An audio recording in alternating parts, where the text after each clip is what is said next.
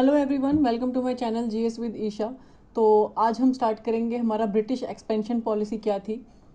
थोड़ा बहुत हमने पहले भी देखा है, लेकिन अगर हम एक टॉपिक के हिसाब से इसको उठाएं कि मेन जो इन्होंने अपनी एक्सपेंशन की पॉलिसी, यानी एक्सपेंशन का मतलब होता है अपने आप को एक्सपेंड करना। इंडिया में जब ये आए थे तो एज अ ट्रेडर आए थे, तब इनको परमिशन चाहिए होती थी। जो यहाँ के मुग़ल एम्पीरियर के लोग थे, या हैदराबाद के निज़ाम थे, या बंगाल के नवाब थे, या जो भी लोग थे, साउथ में अगर हम बात करें टीपू सुल्तान, मैसूर, इन सब के साथ इनकी वॉर हुई थी। धीरे धीरे इन्होंने जो है अपने आप को इंडिया में एक्सपेंड किया, यानी कि धीरे धीरे जो अपना एरिया है इन्होंने बढ़ाया। एक्सपेंड करने का मतलब होता है, एक्सपेंशन पॉलिसी का मतलब है कि जब ये इंडिया में आए थे इनके पास बहुत ही कम चीज़ें थी वर्क करने के लिए, लेकिन धीरे धीरे इन्होंने अपना जो वर्चस्व है, अपना जो एक खौफ है वो पूरी इंडिया में बनाया। अपनी टेरिटरी यानी कि जो अपनी बाउंड्री है वो इन्होंने बढ़ाई इंडिया में। तो उसे हम बोलते हैं एक्सपेंशन पॉलिसी, कि कहाँ कहाँ तक ये फैले पूरी इंडिया में और कहाँ तक इनका जो है शासन चल रहा था। तो उनकी एक्सपेंशन पॉलिसी क्या थी? ब्रिटिशर्स जब इंडिया में आए थे तो एज अ ट्रेडर आए थे, उसके बाद इन्होंने ऐसी कौन सी पॉलिसीज बनाई जिसके बाद जो है इन्होंने इंडिया को, मतलब इंडिया के काफ़ी सारे स्टेट्स या प्रिंसली स्टेट्स जो थे, इनको अपने अंडर लेना शुरू कर दिया और अपना जो एरिया है इंडिया में वो इन्होंने बढ़ाया। बढ़ाते बढ़ाते क्या हुआ, ऑलमोस्ट पूरे इंडिया पे जो है इन्होंने अपना कब्जा कर लिया था। तो वो पॉलिसी क्या थी एक्सपेंशन की, वो हमें देखना है।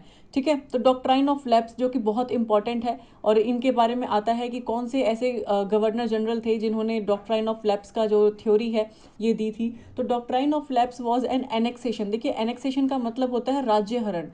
राज्य हरण का मतलब है कि लॉर्ड वेल, पहले मैं बता दूं, आप पहले पूरी लाइन सुन लीजिए कि the doctrine of lapse was an annexation, यानी कि राज्य हरण पॉलिसी थी, followed widely by lord Dalhousie. तो आपको मेन पॉइंट क्या ध्यान रखना है कि जो डॉक्ट्राइन ऑफ लैप्स का जो थ्योरी था ये कौन लेकर आए थे? तो गवर्नर जनरल लेकर आए थे। कौन? लॉर्ड डलहौजी।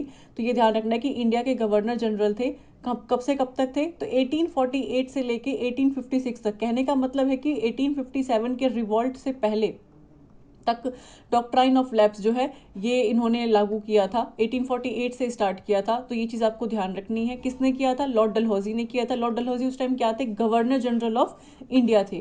क्लियर हो गया? अब इतना ध्यान रखना है। देखिए, डॉक्ट्राइन ऑफ लैप्स में क्या था इनका कि राज्य हरण करते थे, एक एनेक्सेशन पॉलिसी थी किसी भी राज्य पे। मतलब इनका कहने का मतलब ये था कि अगर कोई भी अगर राजा है, उनका अगर बेटा नहीं होता है, उनकी पुत्री होती है और बेटी नहीं होती, यानी कि उनका कोई उत्तराधिकारी नहीं होता है, तो उस एरिया को जो ब्रिटिशर्स है वो अपने अंडर ले लेंगे, और वो लोग किसी लड़के को गोद नहीं ले सकते थे। यानी कि जो किंग है, राजा है उस टाइम पे, वो किसी और को क्या कहते हैं, गोद नहीं ले सकता। या मान लो उनके छोटे भाई का पुत्र हो, उसे भी अपनी जगह नहीं बिठा सकता। अगर उनका खुद का बेटा है तो ही वो उस गद्दी को संभालेगा, नहीं तो अगर उनका कोई उत्तराधिकारी नहीं है तो डॉक्ट्राइन ऑफ लैप्स के तहत क्या होता था, ब्रिटिशर्स जो है उस पर कब्जा कर लिया करते थे, उस स्टेट या प्रिंसली स्टेट पे। अकॉर्डिंग टू दिस, हम अभी डिटेल में पढ़ेंगे इसको, कि इसके हिसाब से क्या होता था। एनी प्रिंसली स्टेट, कोई भी प्रिंसली स्टेट जो उस टाइम पे हुआ करते थे, अंडर द डायरेक्ट और इनडायरेक्ट, ठीक है, डायरेक्ट हो या इनडायरेक्ट कंट्रोल होता था ब्रिटिश ईस्ट इंडिया कंपनी का, where the ruler didn't have a legal made heir. तो कहने का मतलब है कि जिस जिस एरिया में ईस्ट इंडिया कंपनी का डायरेक्ट ही उनका इन्वॉल्वमेंट हो या इनडायरेक्ट कंट्रोल हो, उस एरिया में क्या होता था, यानी कि कोई प्रिंसली स्टेट है, उस एरिया में मान लो 5-6 प्रिंसली स्टेट हैं। अब इनमें से 4 प्रिंसली स्टेट्स पे जो है डायरेक्ट या इनडायरेक्ट जो है ब्रिटिश ईस्ट इंडिया कंपनी का अपना एक कंट्रोल था। तो वहाँ के जो रूलर्स हैं, इन 4 स्टेट्स के जो रूलर हैं, अगर उनका कोई लीगल, कहने का मतलब है इनका खुद का कोई मेल हायर, यानी इनका खुद का कोई बेटा नहीं होता, इनका उत्तराधिकारी नहीं होता, तो कंपनी उस एरिया को एनेक्स्ट कर लेगी, यानी कि उसका हरण कर लेगी, उस राज्य को अपने अंडर ले लेगी। ठीक है, क्लियर हो गया? एज पर दिस, इसके हिसाब से क्या हुआ, any adopted son of the Indian ruler could not be proclaimed. मैंने बताया कि कोई भी अडॉप्ट नहीं कर सकते ये बच्चा, इनका खुद का बच्चा होगा तो ही वो इनका उत्तराधिकारी बनेगा, नहीं तो वो एरिया, वो प्रिंसली स्टेट जो है ब्रिटिश ईस्ट इंडिया कंपनी अपने अंडर एनेक्स कर लेगी। ठीक है, अब हम बात करते हैं दिस चैलेंज्ड द, मतलब इसने चैलेंज किया इंडियन रूलर्स को लॉन्ग हेल्ड करने के लिए authority appoint to the heir of their choice. अब इसकी चाहत में जो है, अब ये जो इंडियन रूलर्स हुआ करते थे उस टाइम पे, जो राजा हुआ करते थे, वो कहीं ना कहीं एक दबाव में आ गए कि अगर उनको बेटा नहीं हुआ, उनको संतान की प्राप्ति नहीं हुई, स्पेशली जो हम बेटे की बात कर रहे हैं, वो उत्तराधिकारी नहीं बन पाएंगे। फिर अब उन्हें फिर डर था कि अगर हमें बेटा नहीं हुआ तो ब्रिटिशर्स जो है हमारा एरिया कब्जा कर लेंगे। फिर उसके बाद जो है इनको ब्रिटिशर्स के हिसाब से चलना पड़ता। सबऑर्डिनेट अलायंस क्या था, हमें ये देखना है। देखिए हमने सुना है सबऑर्डिनेट अलायंस कौन से हुआ करते थे। देखिए ब्रिटिश ईस्ट इंडिया कंपनी के डॉक्ट्राइन ऑफ लैप्स के अंदर काफ़ी सारे स्टेट्स थे जो 1848 से लेके 1856 के अंदर जो है आए थे, लेकिन वो पॉलिटी का पार्ट पड़ेगा तो हम उसको पॉलिटी में पढ़ेंगे, ठीक है, लेकिन स्टिल मैं करवा दूंगी, अभी आप इतना ही इसको कर लेना, ठीक है।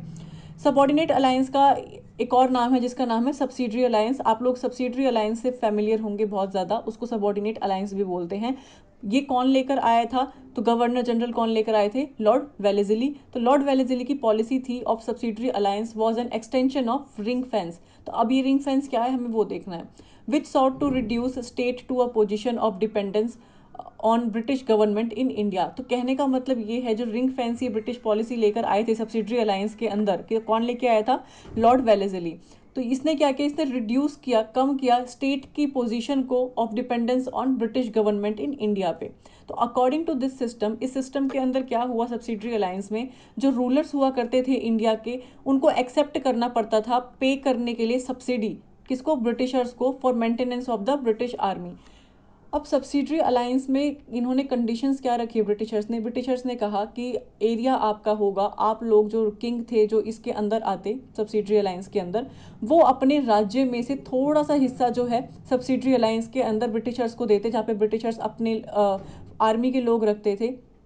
और हाँ, कहने का मतलब ये भी हुआ करता था कि इस बाउंड्री को प्रोटेक्ट करने के लिए जो आर्मी लगेगी वो ब्रिटिश सेना होगी, ना कि वो इंडियन आर्मी होगी। और उस ब्रिटिश सेना को, यानी कि जो इन, देखिए राज्य तो होगा इंडियन रूलर का, लेकिन उसको, जो हमारी आज इंडियन आर्मी है वो इंडिया की ही है, लेकिन उस टाइम पे इनके आगे शर्त क्या रखी गई थी कि किंग तो आपका इंडिया का ही होगा, लेकिन जो आपकी आर्मी होगी वो ब्रिटिशर्स की होगी, तो उसमें कोई भी इंडियन नहीं होगा। और इन ब्रिटिश आर्मी को जो पे करेंगे, इनका मेंटेनेंस जो है वो ये किंग उठाएगा। क्लियर हो गया आप लोगों को। और अपने एरिया में से थोड़ा सा एरिया जो है इन लोगों को, ब्रिटिशर्स को देना था सब्सिडरी अलायंस के अंदर। क्लियर हो गया। इन रिटर्न इसके बदले क्या हुआ, ब्रिटिश वुड प्रोटेक्ट देम। अब इतना करने के बाद ब्रिटिश कह रहे हैं कि हम आपकी आर्मी की जगह अपनी आर्मी रखेंगे, हमारे ब्रिटिशर्स की आर्मी होगी जो कि वेल डेवलप्ड है, इनको वेस्टर्न टेक्निक्स आती हैं, तो ये आपको ज़्यादा सेव कर पाएंगी। तो इंडिया में उस टाइम पे राजा राजा जो आपस में लड़ाई करा करते थे, वो उन्होंने ये नहीं देखा कि ब्रिटिशर्स की ये पॉलिसी कहीं ना कहीं कितनी खतरनाक है, उन्होंने एक दूसरे को दुश्मन बना के इस अलायंस में घुसना शुरू कर दिया कि ब्रिटिशर्स की आर्मी के पास टेक्निक्स अच्छी हैं। ब्रिटिशर्स ने इनको लालच दिया कि हम आपको जो है हमारी आर्मी की जो वेस्टर्न टेक्निक्स है वो सिखाएंगे, अपना जो वेपन्स है वो देंगे आपको, तो उससे जो है दूसरे किंग जो है आपके एरिया पे अटैक नहीं कर पाएंगे। तो कहीं ना कहीं इस टाइम पे जो इंडियन रूलर्स हुआ करते थे वो इस चीज़ को नहीं समझ पाए कि ब्रिटिशर्स की मंशा क्या थी इसके पीछे की। इन रिटर्न तो हमने देख लिया कि ब्रिटिशर्स क्या चाहते थे। ब्रिटिशर्स का कहना था कि British would protect them, Britishers उनको प्रोटेक्ट करेंगे, उनकी आर्मी प्रोटेक्ट करेगी उनकी एनिमीज से। अब एनिमीज इंडिया में ही है क्योंकि इंडिया काफ़ी बड़ा था उस टाइम पे, अफगानिस्तान पाकिस्तान का एरिया भी उसके अंदर ही था। तो इन्होंने क्या बोला कि हम आपको, यहाँ का रूलर है और यहाँ का रूलर है, अगर इस रूलर ने सब्सिडरी अलायंस में आ गए तो अब यहाँ पे ब्रिटिशर्स की सेना होगी, ये ब्रिटिशर्स की सेना जो है इससे इसको कम्पीट करने में हेल्प करेगी, यानी कि अब ये लड़ेंगे इस राजा से। तो इसमें इंडियन आर्मी नहीं, ब्रिटिशर्स की आर्मी लड़ती दूसरे राजा की आर्मी से, ठीक है, अगर इन्होंने सब्सिडरी अलायंस में अपने आप को मतलब साइन कर दिया ट्रिटी, तो इस उसके बाद क्लियर हो गया। चलिए, French used to provide their troops. तो फ्रेंच जो हुआ करते थे वो अपने प्रोवाइड कराते थे ट्रूप्स को for the rent purpose of the native Indian states. तो इस चीज़ का फ़ायदा फ्रेंच ने भी उठाया। फ्रेंच ने क्या किया, उन्होंने अपने ट्रूप्स यानी अपने वेपन्स देने रेंट पे शुरू कर दिए इंडियन नेटिव स्टेट्स को। और जो डुप्लेक्स थे उस टाइम पे was the first who land European troops in Indian state. तो याद रखना है कौन सी पर्सनैलिटी थी जिन्होंने सबसे पहले इंडिया में, इंडियन स्टेट में यूरोपियन ट्रूप्स को लैंड करवाया, यूरोपियन ट्रूप्स जो है इंडिया में लेकर आए थे, तो वो कौन थे, डुप्लेक्स, ठीक है, ध्यान रखना है। Later it was adopted a large scale by Lord Wellesley. तो लॉर्ड वेलेजली ने जब ये सब्सिडरी अलायंस लेकर आए थे, बाद में क्या हुआ, बहुत ही लार्ज स्केल पे स्टेट्स ने इसको अपनाना शुरू कर दिया। अब हर स्टेट्स में मोस्टली इंडिया ब्रिटिशर्स की ही आर्मी है। अब ऑब्वियस है कि लड़ाई तो करेंगे नहीं क्योंकि सब कुछ तो ब्रिटिशर्स के हाथ में आ गया है। Who started it to make sure that no state in India, यानी कि इनका मतलब ये था कि इंडिया में ऐसा कोई भी स्टेट या प्रिंसली स्टेट ना बचे जिसमें इंडियन आर्मी अपने आप को प्रोटेक्ट कर रही हो। ये चाह रहे थे कि हर एक state, princely state all over जो पूरा इंडिया है, ये इस सब्सिडरी अलायंस के अंदर आ जाए ताकि कोई फाइट ही ना हो और पूरा एरिया जो है ब्रिटिशर्स के अंडर आ जाए। ऑब्वियसली जिसकी आर्मी होगी वही रूल करेगा। अब वो ब्रिटिशर्स की जो आर्मी है वो इंडियन किंग की सुनती ही नहीं थी, वो ब्रिटिशर्स के हिसाब से ही चलती थी। अब इसके की फीचर्स क्या थे सब्सिडरी अलायंस के, हमको ये देखना है।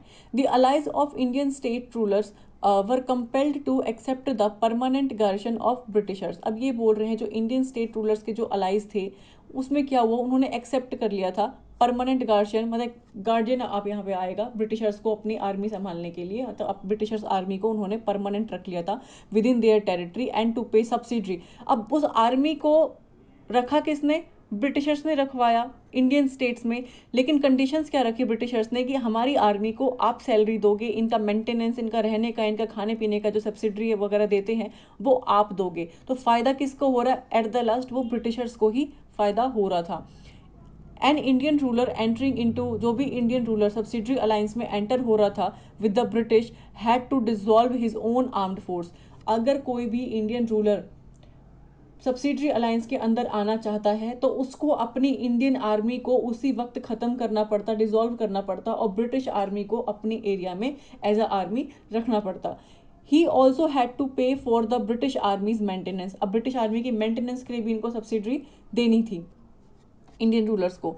इन रिटर्न, इसके बदले में ब्रिटिश ने क्या करना था, ब्रिटिश प्रोटेक्ट करते इंडियन स्टेट्स को against any foreign attack. Foreign attack कौन करता, ये खुद ही थे, ठीक है, इंटरनल रिवॉल्ट जो होते उससे बचाते, बस ये इनको इतना ही काम करना था ब्रिटिशर्स को। द ब्रिटिश प्रोमिस्ड, ब्रिटिशर्स ने प्रॉमिस किया कि कोई नॉन इंटरफेरेंस नहीं होगा इन इंटरनल अफेयर्स में। उस टाइम पे तो ब्रिटिशर्स ने सब्सिडरी अलायंस में इनको लाने के लिए प्रॉमिस कर दिया कि हम आपके राज्य के इंटरनल अफेयर्स, यानी आपके जो राज्य के अंदर जो भी अफेयर्स चल रहे होंगे, जो भी चीज़ें चल रही होंगी, हम उसमें इंटरफेयर नहीं करेंगे, ठीक है, of the Indian state. But this was rarely kept. बोला ही तो है उन्होंने, एक बार सब्सिडरी अलायंस अगर कोई राजा आ गया इसके अंदर, उसके बाद तो ब्रिटिशर्स की ही चलनी थी, तो कहीं ना कहीं इन्होंने ये फेक प्रोमिस किए थे। The Indian state couldn't enter into any alliance with any other foreign power. Subsidiary alliance में देखिए, अगर एग्जाम में क्वेश्चन आ गया कि लॉर्ड वेलेस्ली के सब्सिडरी अलायंस के ऊपर बात है, अब ये 3 पॉइंट्स दे दिए हैं, इनमें से कौन सा सही है कौन सा गलत है, आपसे आ जाएगा ए बी सही है, ए बी सी सही है। तो इसमें ना चीज़ें आपको स्टेटमेंट में अलग अलग दी जाएंगी, तो वो चीज़ें आपको ध्यान रखनी है। उसमें से एक पॉइंट ये भी इंपॉर्टेंट है कि कोई भी इंडियन स्टेट, देखिए सब्सिडरी अलायंस में शामिल होने के बाद ब्रिटिशर्स की कंडीशंस क्या रखी इन्होंने कि कोई भी स्टेट जो है इंडिया का, वो किसी और कंट्री या किसी और फॉरेन पावर के साथ अलायंस साइन नहीं करेगा। देखिए उस टाइम पे फ्रेंच थे, डच थे, पोर्टुगीज थे, तो ब्रिटिशर्स ने ये कंडीशन रखी कि अगर आप ब्रिटिश आर्मी सब्सिडरी अलायंस में इन्वॉल्व होते हो, सब्सिडरी अलायंस हमारे साथ के अंदर आते हो अगर आप, तो आप किसी और फॉरेन पावर के साथ अपना अलायंस नहीं बनाओगे। यहाँ पर भी इन्होंने इंडियंस के हाथ काट दिए, कहीं से भी उनको किसी भी तरफ से कहीं का भी रास्ता इन्होंने नहीं छोड़ा था। He could also not employ any other foreign nationals other than Englishman in his service. अब कोई भी रूलर जो राजा है इंडियन स्टेट्स में, वो बाहर के ऑफिसर्स को, यानी कि ब्रिटिशर्स को छोड़ के, यानी कि जो यूरोपियंस आए थे बाहर से, पोर्टुगीज, डच, फ्रेंच, डेनिश, तो इनके आप एम्प्लॉयज़ को नहीं रख सकते हो। अगर आपको सर्विस में चाहिए तो आपको इंग्लिशमैन यानी कि ब्रिटिशर्स को ही रखना पड़ेगा। ये कंडीशन रखी थी इन्होंने सब्सिडरी अलायंस में। And if he were employing any on the signing of the alliance he had to terminate them from his service. अगर इन्होंने किसी के साथ साइन कर रखा है तो उसको अब सर्विस से इनको टर्मिनेट करना पड़ेगा। The idea was to curb the influence of the French. कहीं ना कहीं फ्रेंच का जो बढ़ता हुआ वर्चस्व था इंडिया में, और ब्रिटिशर्स को फ्रेंच से उस टाइम डर लगने लगा था कि जो फ्रेंच है वो रेंट पे इनको ट्रूप्स दे रहे हैं अपने, तो इंडियंस को ज़रूरत ही नहीं है फिर ब्रिटिश आर्मी की। तो कहीं ना कहीं सब्सिडरी अलायंस का मतलब ही यही था कि अब जो है बाकी फॉरेन पावर्स को ये इंडिया से जड़ से इनको हटाना चाह रहे थे। फिर ये बात करते हैं, the Indian state could also not enter into any political connection with any other Indian state without British approval. अब इन्होंने क्या बोला कि इंडिया का जो स्टेट्स थे, अलग अलग स्टेट्स थे, वो एंटर नहीं हो सकते थे किसी और पॉलिटिकल राजनीतिक कनेक्शन में विद अनदर इंडियन स्टेट। देखिए मान लीजिए हमारा इंडिया है, मैं आपको ऐसे ही बता देती हूँ, इसमें अगर यहाँ पे एक स्टेट है, एक स्टेट यहाँ है, एक स्टेट यहाँ है, एक स्टेट, तो ये दोनों आपस में भी कनेक्शन नहीं बना सकते बिना ब्रिटिश अप्रूवल के। इंडिया में ही है लेकिन अलग अलग स्टेट हैं, बिना ब्रिटिश के अप्रूवल के ये आपस में कोई पॉलिटिकल कनेक्शन नहीं बनाएंगे, ये भी इनकी एक शर्त थी। तो सब्सिडरी अलायंस में जितने फीचर्स मैं आपको बता रही हूँ ये ध्यान रखना, एग्जाम में अगर आ गया तो एटलीस्ट आपको कन्फ्यूजन नहीं होगी, ठीक है। द इंडियन रूलर, जो इंडियन रूलर थे, दस lost all power in respect of foreign affairs. तो इंडियन रूलर्स जो थे सब्सिडरी अलायंस साइन करने के बाद इनकी सारी पावर्स जो है वो खत्म हो गई फॉरेन अफेयर्स की और मिलिट्री की। तो मिलिट्री पावर्स भी गई और फॉरेन अफेयर्स की भी पावर गई है, तो दो चीज़ें आपको ध्यान रखनी है। अब क्या बोल रहा है नेक्स्ट लाइन में, he virtually lost all his independence. अब जो भी सब्सिडरी अलायंस के अंदर आएगा उसकी अपनी जो इंडिपेंडेंस है वो पूरी तरीके से खत्म हो गई and become a British protectorate. अब वो सिर्फ ब्रिटिश के हाथ की कठपुतली बनकर रह गए हैं। अब British resident was also station, मैंने बताया ना कि मान लो अगर इस स्टेट में ब्रिटिशर्स, ये एक स्टेट है, इसके रूलर ने क्या किया, सब्सिडरी अलायंस को साइन कर लिया। अब सब्सिडरी अलायंस साइन करने के बाद इनको अपना जो है यहाँ पर एक एरिया देना पड़ेगा जहाँ पे ये कोर्ट बनाएंगे, यहाँ पे ब्रिटिशर्स रहेंगे, उनकी आर्मी रहेगी, जहाँ उनका मेंटेनेंस चलेगा। तो British resident was also स्टेशनड in the Indian court. अब इंडियन कोर्ट में भी ब्रिटिशर्स का हाथ आ गया। ये तरीका था इनका धीरे धीरे इंडिया में घुसने का और इंडिया के सारे एडमिनिस्ट्रेशन चीज़ों में अपना हाथ डालने का। अब इम्पैक्ट क्या हुई थी पॉलिसी और ब्रिटिश एक्सपेंशन, देखिए अलग अलग पॉलिसीज़ बनाई, अलग अलग एक्सपेंशंस किए इन्होंने, उसका इंडिया पे क्या इम्पैक्ट पड़ा है वो देखना बहुत ज़रूरी है। If a ruler failed to make the payment, देखिए अगर कोई रूलर पेमेंट जो ब्रिटिशर्स को देनी थी वो देने में फेल हो जाता है तो अ पोर्शन ऑफ हिज, ये सब्सिडरी अलायंस की बात हो रही है कि सब्सिडरी अलायंस में अगर ट्रूप्स का यानी कि ब्रिटिश आर्मी की मेंटेनेंस का खर्चा सब्सिडी जो है वो अगर रूलर नहीं दे पा रहा है, उस टाइम का किंग नहीं दे पा रहा है, तो उसके बदले ब्रिटिशर्स क्या लेते थे, a portion of his territory, उसकी टेरिटरी का एक छोटा सा पोर्शन लेते थे, would be taken away and ceded to the British in the name of maintaining the troops. अगर आप अपनी आर्मी को पैसा नहीं दे रहे हो, सैलरी नहीं दे रहे हो, सब्सिडी नहीं दे रहे हो, उनका मेंटेनेंस नहीं कर रहे हो, तो आपके लैंड का यानी कि आपकी टेरिटरी का ब्रिटिशर्स जो है एक छोटा सा हिस्सा या पोर्शन बोल सकते हो वो लेते हैं। किसकी चीज़ के लिए, किसके नाम पे लेते हैं कि हम अपने ट्रूप्स को खुद मेंटेन करेंगे अगर आप नहीं कर पा रहे हो तो उस टाइम पे इंडियन रूलर्स की हालत इतनी बुरी हो गई थी। This was the outcome in most cases. तो ये चीज़ जो है काफ़ी केसेस में निकल के आया, as rulers fell into arrears and a part of their territory was taken. Britishers की कहीं ना कहीं कोशिश यही रहती थी कि इंडियन रूलर्स जो हैं किसी भी हाल में पेमेंट ना दे पाए, और पेमेंट नहीं दे पाएंगे तो उनकी ज़मीन जो है धीरे धीरे ब्रिटिशर्स के हाथ में चली जाएगी। द सब्सिडरी सिस्टम जो था ये was the Trojan horse tactics, याद रखना है, इन द एम्पायर बिल्डिंग। ठीक है, ब्रिटिशर्स को एम्पायर बिल्डिंग के लिए ये एक ट्रोजन हॉर्स टैक्टिक्स था। किसके बारे में बात हो रही है, सब्सिडरी सिस्टम यानी सब्सिडरी अलायंस के बारे में। इट डिसआर्म्ड करने का मतलब है इंडियन को इन्होंने अलाउ ही नहीं किया कि आप अब आर्मी में, अगर आपने सब्सिडरी अलायंस साइन किया है तो आप जो है इंडियन स्टेट्स के यानी कि इंडियन के जो लोग हैं, इंडिया का जो लोग थे, इंडियंस जो थे वो आर्मी में नहीं होंगे, अब ब्रिटिशर्स की आर्मी ही आपके स्टेट को संभालेगी। तो it disarmed the Indian states and through British protectorate over them. ठीक है, the governor general had proxy in every Indian state. अब गवर्नर जनरल का क्या काम था, वो तो चाह रहा था कि हर एक इंडियन स्टेट इस चीज़ में आए that accepted to subsidiary alliance. Thus it deprived the Indian princes of forming any confederacy against British. आपको एक एक लाइन बहुत इंपॉर्टेंट है, ध्यान रखना है। ये अनेबल करती थी कंपनी को टू मेंटेन करने के लिए a large standing army to the expenses of Indian princes. तो इंडिया के जो प्रिंस थे यानी जो किंग थे उनके एक्सपेंस वो खर्चा देते थे ब्रिटिशर्स की आर्मी को खड़े होने के लिए सीमाओं पे, उनको मेंटेनेंस करने के लिए, उनका खर्चा उठाने के लिए, उनकी सैलरी देने के लिए, उनका खाना पीना देखने के लिए, उनका रहने का इंतजाम, हर एक चीज़ कौन कर रहा है, ये सारे एक्सपेंसेस, इनका सारा खर्चा कौन उठा रहा था, इंडियन किंग उठा रहा था। ठीक है, तो आपको क्या हुआ, पहले तो आपकी इंडियंस की जॉब गई, बहुत ही ज़्यादा आर्मी संभालने के लिए उस टाइम पे बहुत पैसा मिलता था सेना में भर्ती होने के लिए। अब इंडियंस, सारे इंडियंस निकाल दिए गए आर्मी से तो सबकी जॉब गई, सबको नुकसान हुआ, गरीबी आई, और कहीं ना कहीं सारा पैसा किसके पास जा रहा था, ब्रिटिशर्स के पास जा रहा था। According to the Lord Wellesley himself, उन्होंने क्या बोला, लॉर्ड वेलेस्ली की बात है, by the establishment of our subsidiary force.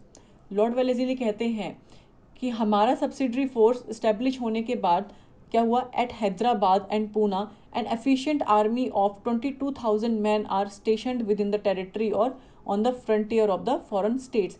तो लॉर्ड वेलेस्ली बोलते हैं कि सब्सिडरी अलायंस के इस्टेब्लिश होने पे जो हैदराबाद और पूना ने सबसे पहले साइन किया था, ये चीज़ आपको ध्यान रखना, अगर एग्जाम में आया कि सबसे पहले कौन सा स्टेट जो है सब्सिडरी अलायंस के अंदर आया था, तो वो थे हैदराबाद और उसके बाद थे पूना। उसमें इन्होंने कितनी आर्मी लगाई, 22,000 अपनी आर्मी के लोग लगाए। अब देखिए 22,000 आर्मी का मेंटेनेंस करना इनको खुद ही इतना भारी पड़ता था। And is paid by foreign subsidies, ठीक है। That army is constantly maintained in a state of perfect equipment. सारा खर्चा और परफेक्ट इक्विपमेंट का मतलब है हर एक चीज जो है खर्चा किसको उठाना पड़ रहा था, इंडियन प्रिंस को उठाना पड़ रहा था। And is prepared for active service in any direction at the shortest notice without any considerable increase to the permanent military expenses of the government of India. मैंने जो समझाया वही लिखा है, कुछ एक्स्ट्रा नहीं है। The stationing of the company's troop in the capitals of Indian prince gave the English control to the strategic and key position in India without arousing the jealousy of other European nations। वही चीज़ है कि इनको अपना थोड़ा portion तो देना पड़ता था ब्रिटिशर्स को, और ये किसी और यूरोपियन नेशन के साथ अपना जो है रिलेशन नहीं बना सकते थे अगर वो सब्सिडरी अलायंस के अंदर में आ गए हैं, ठीक है।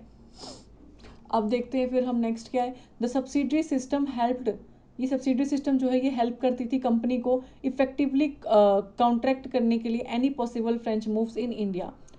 मैंने जैसे बताया कि फ्रेंच के जो लोग थे, जो फ्रेंच आके इंडिया में कंपनी सेटअप करी थी, अपना ट्रेड करते थे, इन्होंने इंडियंस के आगे काफ़ी अच्छी डील दी थी कि हम अपने ट्रूप्स जो हैं आपको रेंट पे देंगे। इससे क्या होगा, ये इंडियंस जो थे ये ब्रिटिशर्स से लड़ने में काफ़ी ज़्यादा उस टाइम पे इनको मदद मिलती थी, क्योंकि दोनों ही वेस्टर्न साइड के थे और वेस्टर्न ट्रूप्स और वेस्टर्न टेक्निक्स से ये लोग काफ़ी फेमिलियर थे French.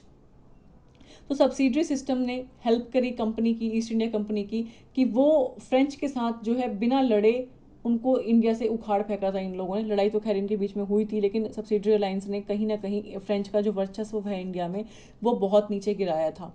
The company required the subsidiary ally to dismiss करने के लिए French man from his service, ठीक है। तो कंपनी को ज़रूरत थी सब्सिडरी अलाई की, कि सब्सिडरी अलायंस में धीरे धीरे करके सारे स्टेट आए ताकि वो फ्रेंच मैन, जो फ्रेंच के जो लोग इंडिया में काम कर रहे थे, उनको उनकी सर्विसेज से हटाया जा सके और उनको इंडिया से ही बाहर ये करना चाह रहे थे। द ब्रिटिश रेजिडेंट जो थे, जो ब्रिटिश के जो लोग रहते थे, wielded considerable influence in the affairs of the Indian state. They placed great patronage into the head of company's authorities in India. The company acquired territories in full sovereignty. जो company थी इन्होंने territory acquire कर ली subsidiary alliance के अंदर, full sovereignty from Indian states, यानी कि पूरी तरीके से इंडियन स्टेट्स को इसने अपने अंदर एक्वायर कर लिया कंपनी ने, और एक्सपेंड किया अपना डोमिनियन इंडिया में, ठीक है। क्लियर हो गया, यहाँ तक समझ में आ गया।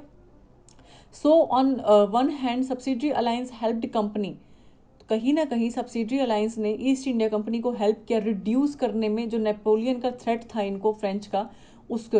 ये चीज़ मैं बार बार बोल रही हूँ, ध्यान रखने की, फ्रेंच का थ्रेट इनको बहुत ज़्यादा था, नेपोलियन थे उनका थ्रेट बहुत ज़्यादा था। इससे बचने के लिए ही कहीं ना कहीं सब्सिडरी अलायंस लेके आया गया था और ये सक्सेसफुल रहा भी।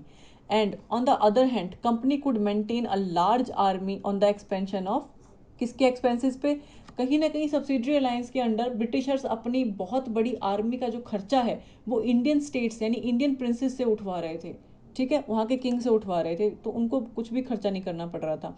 The native states they virtually ceased to exist from the moment they become subsidiary और protected by the company. The condition under which they were allowed to retain their apparent independence were at the same time the condition of permanent decay and an utter inability to improvement। अब मिसलिलीज की अगर हम बात करते हैं, थोड़ी बहुत चीज़ें और हैं वो देखेंगे हम। With the victory of the Britishers, अब ब्रिटिशर्स की जो विक्ट्री हुई थी कर्नाटिक वॉर में, and more importantly in the Bengal battles, Bengal के लिए लड़ाई हुई थी, बैटल ऑफ प्लासी हुई, बैटल ऑफ बक्सर हुआ, इतनी सारी कर्नाटिक वॉर्स हुई, इसमें कंटिन्यूस ही विजय प्राप्त हो रही थी ब्रिटिशर्स को, ये कंटिन्यूस जीत रहे थे। तो क्या हुआ, Bengal battles began the process of near conquest of India. तो जैसे जैसे ये वॉर जीतते चले गए, धीरे धीरे, जो कॉन्क्वेस्ट का मतलब होता है, इंडिया पे अपनी विजय प्राप्त करते जा रहे थे, इंडिया का धीरे धीरे थोड़ा थोड़ा हिस्सा करके ये अपने अंदर ले रहे थे, और एक टाइम ऐसा आया कि जब इन्होंने पूरा इंडिया अपने अंदर ले लिया था। By 1765, the British had not become the virtual rulers of Bengal, Bihar, and Odisha, but also began to dictate terms of the Nawab of both Carnatic and Awadh. ठीक है, this was a gradual process by the end of which all parts of India came under the British control। मैंने वही चीज़ें बताई हैं जो लिखी हुई हैं, ठीक है, मैं बता चुकी हूँ। ब्रिटिश कॉन्क्वेस्ट ऑफ इंडिया की हम बात करें स्टेजेस के हिसाब से कि पहले पहले कैसे कैसे इन्होंने काम किया, तो 3 स्टेजेस थे इनका इंडिया में रूल करने का। British colonial rule in India is generally divided into 3 stages.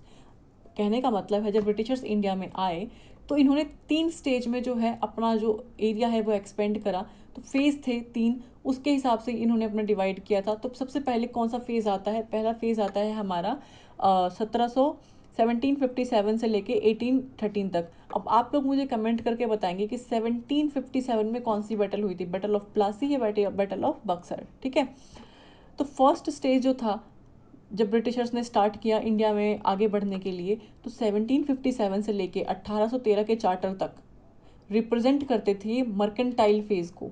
देखिए 3 फेज था, मर्केंटाइल फेज था, सेकंड फेज था हमारा फ्री ट्रेड फेज था। आपको ये चीज़ें ध्यान रखने की 3 फेज पे डिवाइड हुआ था। और लास्ट जो तीसरा फेज था ये हमारा फाइनेंस कैपिटल फेज था। हम डीपली पढ़ेंगे अब इसको। तो जो हमारा मर्केंटाइल का फेज था, this mercantilist phase was marked by direct plunder. देखिए जब ये आए थे इंडिया में, डायरेक्ट प्लंडर का मतलब लूट, and east India companies monopoly trade functioning through the investment of surplus revenue. हम सब ने देखा था कि 1813 में जो चार्टर एक्ट आया उसके बाद जो है ब्रिटिश ईस्ट इंडिया कंपनी की जो मोनोपोली थी इंडिया में ट्रेड करने की वो खत्म हो गई। इनके पास सिर्फ 2 बची थी, चाइना के साथ और टी का ट्रेड करने के लिए। तो ये वही बोल रहे हैं कि डायरेक्ट प्लंडर का टाइम था, उस टाइम पे लूट बहुत हुआ करती थी और ईस्ट इंडिया कंपनी की जो मोनोपोली का ट्रेड था इंडिया में फंक्शन कर रही थी वो through the investment of surplus revenue. Surplus revenue का मतलब है कि ये यहाँ से बहुत पैसा कमा रहे थे। कौन? British East India company. In the purchase यानी खरीद रहे थे इंडियन फिनिश्ड गुड्स। इंडिया से फाइनल गुड्स जो तैयार होते हैं, फाइनल माल बोल सकते हो, जो हमारा तैयार होता है फॉर एक्सपोर्ट करते थे टू इंग्लैंड एंड यूरोप। तो इंडिया का माल इंडिया से खरीद के सस्ते में बाहर जाके ये बहुत महंगा बेचते थे। तो सरप्लस रिवेन्यू उसे बोलते हैं हम, कि जितना इन्होंने लगाया उससे ज़्यादा इनको फ़ायदा हुआ। मान लीजिए इन्होंने कोई चीज़ इंडिया से 2 रुपये में खरीदी, उसी चीज़ को ये यहाँ पे कहीं ना कहीं जाके 10 गुना 20 गुना ज़्यादा बेचते थे। मान लो उस 2 रुपये की चीज़ को इन्होंने 20 रुपये में बेच दिया, इस 2 रुपये की चीज़ को इन्होंने 30 रुपये में बेच दिया, तो इतना मुनाफा ये कमाते थे। इसको हम बोलते हैं सरप्लस रिवेन्यू। क्लियर हो गया कि हमारा खर्चा, अब मान लो 2 रुपये लगा के इसने 20 कमाए, 2 में से हम तो 20 में से हम 2 माइनस कर देंगे तो यानी कि 18 रुपये का इनको सरप्लस रिवेन्यू हुआ। क्लियर हो गया। ड्यूरिंग द मर्केंटाइल फेज, इस मर्केंटाइल फेज में the aim of all activity was to accumulate wealth. तो इस मर्केंटाइल फेज में यानी कि 1757 से 1813 तक इनका मेन मतलब एक एक्टिविटी फेज जो था ये मर्केंटाइल का, मेन जो इनका एम था वो क्या था? एक्यूमुलेट करना वेल्थ को, सारा वेल्थ ले जाना इंडिया से, सारा पैसा ले जाना इंडिया से, in order to pursue a favourable trade. India आए, इन्होंने पहले नोटिस किया इंडिया में सबसे ज़्यादा ट्रेड हम किस चीज़ का करें कि हमें मुनाफा हो। हर चीज़ ढूंढने के बाद अपना फेवरेबल ट्रेड किया इन्होंने अपने हिसाब से। The British company started aggressive policy in India. Day by day ये एग्रेसिव पॉलिसीज इंडिया में अपनाने लगे और मुनाफा कमाने के लिए। The government phase the government passed the regulating act, जो हम पढ़ते आ रहे हैं, पिट्स इंडिया एक्ट पास किया। ठीक है, 1784 में, ये 1773 का है। आपको मुंह जुबानी ये एक्ट्स याद होने चाहिए। टू गेन करने के लिए यानी कि बढ़ाने के लिए more and the direct control over the affairs of the company. Clear हो गया। The company officials transferred their fortunes acquired in England. अब क्या हो रहा? कंपनी के जो ऑफिशियल्स थे, जो ये इंडिया में कमा रहे थे, जो इंडिया से ये पा रहे थे, वो सारा ये कहाँ भेज रहे थे? इंडिया से इंग्लैंड में। तो सारा पैसा कहाँ जा रहा है? इंग्लैंड में जा रहा है। क्लियर हो गया। इंडिया गरीब हो रहा है, इंग्लैंड अमीर हो रहा है। इस तरीके से आपको समझ के पढ़ोगे तो ईजिली समझ आएगा। द फाइनेंशियल ब्लीडिंग, ब्लीडिंग का मतलब है कि निचोड़ देना फाइनेंशियली इंडिया को, of India started with the British gaining hegemony over Indian territories. अब ये बोल रहा है कि ब्लीडिंग यानी कि फाइनेंशियली इंडिया को निचोड़ा कब गया? बहुत बुरी तरीके से। कैसे इंडिया को खाली किया इन्होंने? खोखला किया वेल्दी यानी पैसों के मामले में, कि इन्होंने इंडिया की टेरिटरी यानी कि बाउंड्री जो है इंडिया में इन्होंने अपनी बढ़ानी शुरू कर दी। अब जितना जितना एरिया इनको फाइट करने के बाद, वॉर्स करने के बाद इंडिया का मिलता चला गया, उसके बाद जो है ये और पैसा कमाने लगे और इंडिया को बहुत बुरी तरीके से इन्होंने खोखला कर दिया था। ठीक है। न्यू रिवेन्यू सेटलमेंट्स हुए, were imposed upon the agrarian structure. तो नया बार बार ये कुछ ना कुछ स्ट्रक्चर लेके आते, कुछ सेटलमेंट लेके आते थे। रिवेन्यू का मतलब है कि कहीं ना कहीं से आपको पैसे से फ़ायदा हो रहा है, आप मुनाफा कमा रहे हो। ये इम्पोज करते थे अपने एग्रेरियन यानी कि खेती वाले स्ट्रक्चर के लिए, यानी खेती करने के लिए। उस टाइम पे जब ये आए थे तब ये पैसा कमाना ही चाहते थे, तो हर तरीके से, चाहे वो नील की खेती हो, किसी भी चीज़ की खेती हो, ज़बरदस्ती करवाते थे ये। दे फाउट सेवरल वॉर्स, बहुत लड़ाइयाँ लड़ी थी ब्रिटिशर्स ने इंडिया में अपना वर्चस्व बनाने के लिए, क्रश किया था मैनी प्रिंसली स्टेट्स को इन्होंने ख़त्म किया था, दबाया था, and brought them under the control of colonial authority. ठीक है, soon the mercantile phase came to the end. अब हो गया कि पैसा तो बहुत कमा लिया, लेकिन अब इनको इंडिया में ट्रेड करना था, प्रॉपर ट्रेड करना था, इंडिया में रुकना था, इंडिया में ही रहना था। तो 1813 से लेकर 1860 तक का जो पीरियड था ये था फ्री ट्रेड फेज। अब क्यों था वो हम देखेंगे। By the dawn of 19th century, ठीक है, the British became an industrial power. अब तक मर्केंटाइल फेज चल रहा था, अब इंडस्ट्रियल फेज चल रहा है। ठीक है, फॉलोइंग इंडस्ट्रियल रिवॉल्यूशन को फॉलो करते हुए इंग्लैंड में उस टाइम पे इंडस्ट्रियल रिवॉल्यूशन चल रहा था इस फेज में, जब 19th सेंचुरी का एंड आ रहा था। तो ब्रिटिशर्स ने क्या किया, इंडस्ट्रियल पावर, जो इंग्लैंड में इंडस्ट्रियल रिवॉल्यूशन चल रहा था उस टाइम का फ़ायदा उठा के इन्होंने इंडिया में बहुत ज़्यादा एक्सप्लॉयटेशन की थी। वो हम देखेंगे किस तरीके से। It was in need of raw, मतलब उस टाइम पे जब इंडियन इंडस्ट्रियल रिवॉल्यूशन आया इंग्लैंड में, उस टाइम पे इनको रॉ मटेरियल जो कच्चा माल होता है उसकी ज़रूरत थी टू फीड करने के लिए इट्स इंडस्ट्री, अपनी इंडस्ट्रीज़ को भरने के लिए, क्योंकि उनकी इंडस्ट्रीज़ में काम ही नहीं हो रहा था, क्योंकि सारा माल तो ये इंडिया से ले जाके वहाँ बेच रहे थे। अब वहाँ की इंडस्ट्रीज़ लॉस में चली गई। तो अब इन्होंने क्या किया, इंडिया से कच्चा माल सस्ते में खरीद के अपनी इंडस्ट्रीज़ के पास ले गए इंग्लैंड में, वहाँ फिनिश्ड गुड्स तैयार के, फाइनल गुड्स तैयार करवा के फिर इंडिया में ला के ये महंगे में बेच रहे थे। फिर से इंडियंस का एक्सप्लॉयटेशन हो रहा है। तो टेक्निक्स वही थी, बस घुमा फिरा के ये वही काम कर रहे थे। The emerging capitalist class, capitalist class वो होती है जो पैसे वाले क्लास होते हैं, जिनकी अपनी खुद की पूंजी होती है, ठीक है, पूंजीवादी हम जिसे बोलते हैं, इनका जो है एमरजेंस हो गया। Found the company a stumbling block of its market. During this period India was converted rapidly. इस पीरियड में इंडिया जो है रैपिडली कन्वर्ट हो रही थी into a market for British textile. Textile के उसमें ब्रिटिशर्स के लिए इंडिया एक मार्केट बन गई थी, and a great source of raw material. ठीक है, रॉ मटेरियल्स के लिए और टेक्सटाइल्स के लिए जो है फ्री ट्रेड फेज में ब्रिटिशर्स की जो मेन मार्केट है वो इंडिया बन चुकी थी। अब इन्होंने सोचा था कि इंडिया को अच्छे से एक्सप्लॉइट करना है। ट्रेडिशनल हैंडीक्राफ्ट जो उस टाइम पे हुआ करते थे, इनकी वजह से जो एक हैंडीक्राफ्ट जो हाथ से काम किया करते थे, फैक्ट्रीज और इंडस्ट्रीज बनने की वजह से उन बेचारों के साथ बहुत गलत हुआ, उनको काम मिलना बंद हो गया, उनका काम बंद हो गया, और कहीं ना कहीं भुखमरी उस टाइम पे इंडिया में बहुत बुरी तरीके से बढ़ गई थी। The companies monopoly in India was bitterly attacked by the British industrial community. जो कंपनी थी उसकी जो मोनोपोली थी इंडिया में, वो बिटरली अटैक्ड हुई बाय द ब्रिटिश की इंडस्ट्रियल कम्युनिटी के द्वारा। दस the need for raw materials and markets for the British manufacture goods resulted in the formulation of free trade policy towards India. Clear हो गया, समझ आ रहा है। दिस स्पेशल फीचर, अब क्या स्पेशल फीचर था टू दिस पॉलिसी, इस policy का, was that it was a one way traffic where in British goods entered India virtually free. देखिए, आज हम कोई भी चीज़ इंडिया में मंगाते हैं या एंटर करते हैं, मान लो बाहर की कोई कंपनी इंडिया आना चाहती है तो उसको कुछ तो पैसा देना पड़ता है ना इंडिया को। वो पैसे देगी कि या रेंटल पैसे देगी। हम किसी के यहाँ जाके कोई काम करेंगे, हम कोई फैक्ट्री लेंगे तो हमें भी उस फैक्ट्री का रेंट पे करना पड़ेगा, तभी हम वहाँ पे अपना काम कर सकते हैं। तो उस टाइम पे उसको फ्री फेज क्यों बोला गया है, इसलिए बोला गया है कि एक स्पेशल फीचर था उस पॉलिसी का कि that it was a one way traffic. One way traffic यानी कि एक साइड से ही आना हो रहा था, वेयर इन ब्रिटिश के जो गुड्स हुआ करते थे वो इंडिया में एंटर कर रहे थे वर्चुअली फ्री। कोई टैक्स उन पे इम्पोज नहीं हो रहा था, वो अपना सामान इजीली इंडिया में लाके बेच रहे थे। While Indian products entering Britain faced high traffics. अब मेरी बात सुनना, इंडिया से कोई सामान जा रहा है ब्रिटिश में बेचने के लिए, इंडियन कंपनी अपना सामान ब्रिटिश में यानी कि ब्रिटेन में बेचना चाहती है, तो ब्रिटिशर्स क्या करेंगे उस टाइम पे कि इंडिया का सामान ब्रिटेन में ज़्यादा ना बिके तो इंडिया के सामान पे बहुत ज़्यादा टैक्स लगा के उसका पैसा हाई कर देंगे, ताकि इंडिया का जो माल है वो ब्रिटेन में ना बिके। और वहीं जब ब्रिटिश अपना सामान इंग्लैंड से इंडिया लाते थे बेचने के लिए, उस पर ये बिल्कुल भी टैक्स इम्पोज नहीं करते थे, वो फ्री में इंडिया में एंटर हो रहा था। बहुत ही अपना सामान बेचने में ये काफ़ी ज़्यादा इनको फ़ायदा हो रहा था इंडिया से।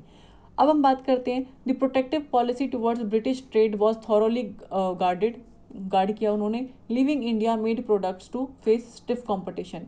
अब इंडिया के प्रोडक्ट्स काफ़ी ज़्यादा जो है कॉम्पिटिशन फेस कर रहे थे, वो बिक ही नहीं रहे थे मार्केट में। ठीक है, रिवेन्यू एंड एक्सपेंडिचर पॉलिसी जो ब्रिटिशर्स की थी were also exploitative in nature, exploitation ही चल रहा था उस टाइम पे। ह्यूज एक्सपेंडिचर यानी कि एक्सपेंडिचर ऑन आर्मी, पेंशन देना, सैलरीज देना किसको, इंग्लिश मैन को, इसने इनकर्ड कर दिया by the British imperial power and had been borne by Indians by paying a high doses of taxes. तो इंडिया कहीं ना कहीं बहुत बुरी तरीके से खोखला हो चुका था ब्रिटिश आर्मी मेंटेन करने में, उनके खर्चे उठाने में, उनको पेंशन देने में, उनको सैलरीज देने में। और फिर दूसरी तरफ क्या हो रहा था, इनका सामान बाहर बहुत महंगा बेचा जा रहा था तो वो बिक ही नहीं रहा था, इतने टैक्स इम्पोज कर दिए थे। तो बहुत ज़्यादा यहाँ पे इंडिया को नुकसान हुआ, क्यों, फ्री ट्रेड की वजह से। अब थर्ड स्टेज जो आया ये 1860 के ऑनवर्ड्स यानी उसके बाद का है, जो रिप्रेजेंट करता है फाइनेंस कैपिटल फेज। अब यहाँ पर ये फाइनेंशियली अपने आप को स्टेबल कर रहे हैं इंडिया के अंदर, ठीक है। अब ये चीज़ हमें देखनी है।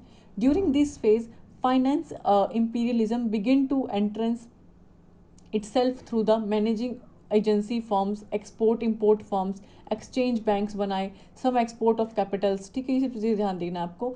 Britain of course kept India as her most important colony where British capital would hope a maintain of a heaven।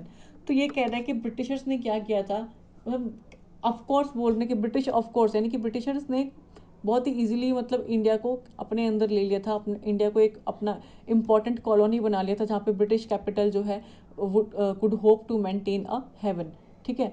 For her survival Britain decided, Britain ने अपने सर्वाइवल के लिए क्या किया, डिसाइड किया to make a massive investment in various fields. अब इन्होंने India में काफ़ी सारे फील्ड्स में इन्वेस्ट करना शुरू कर दिया, जैसे रेलवे बनाए इन्होंने, रोड्स बनाए, पोस्टल सिस्टम लेकर आए, इरिगेशन, यूरोपियन बैंकिंग सिस्टम लेके आए, and limit field of education लेकर आए थे इन इंडिया बाय प्लंडरिंग करने के लिए इंडियन कैपिटल्स को, यानी कि इंडिया की जो चीज़ें हैं उसको लूटने के लिए।